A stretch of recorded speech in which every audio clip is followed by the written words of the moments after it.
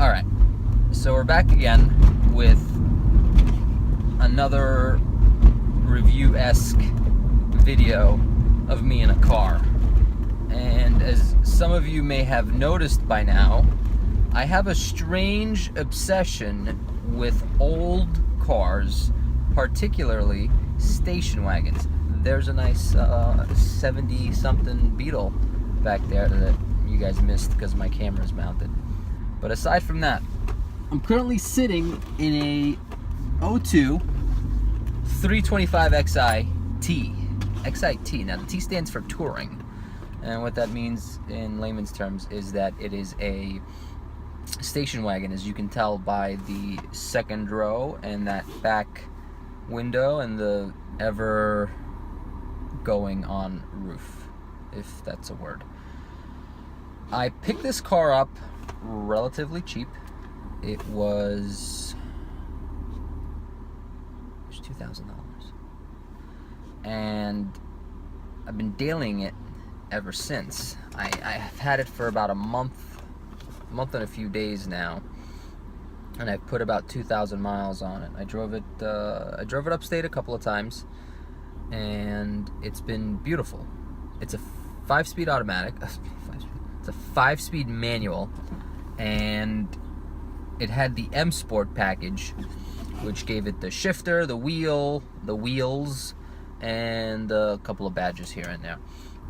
We did the airbag recall, and that deleted the M Sport steering wheel and replaced it with this standard BMW 4-spoke wheel that won't throw shrapnel into my neck in case I get into an accident, because the way I've been driving this thing lately is pretty reckless.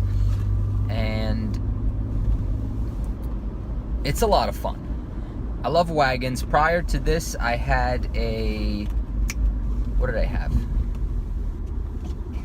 I had a 98 Mercedes E320 wagon, and I picked that car up from the original owner. In fact, I had the original title from 1998. It was really interesting buy, but it wasn't the car for me. And the reason it wasn't the car for me is that it was very comfortable, and it was a beautiful ride.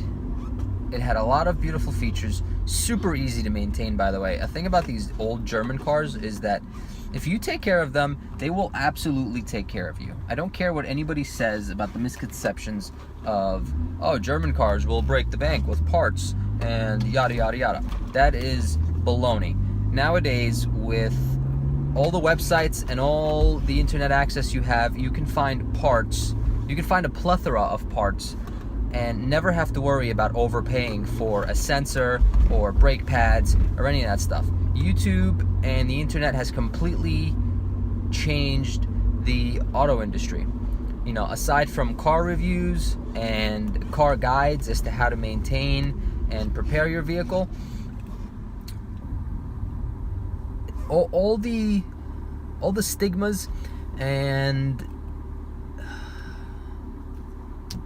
really, I can't even find the word for it. All the issues that people claim German cars have, okay, some of them are true, but the reason they have those issues is because of owner negligence, particularly BMWs.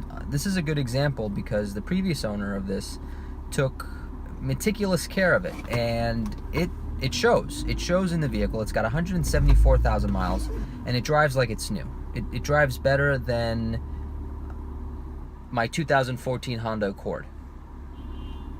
And I understand the build quality is significantly different from a Honda to a BMW, but you've got 15 years of technology and advancement that should make up for that, and they don't. And that's the interesting thing about build quality. The Germans put a particular build quality in their automobiles, and very few competitors are able to match or mimic what it is that they do, and they do it so well. Case in point, BMW and Mercedes. If you go back to an old BMW and Mercedes, for example, we're not just talking about the W123s and the turbo diesels and those bulletproof chassis and cars. No, I'm talking about, let's go back to 1998, 2003, C-Class, E-Class, what have you. They're not as bulletproof as the older cars, but they are reliable. And the reason they're reliable now is because you can do a majority of the maintenance on your own from your garage, thanks to YouTube.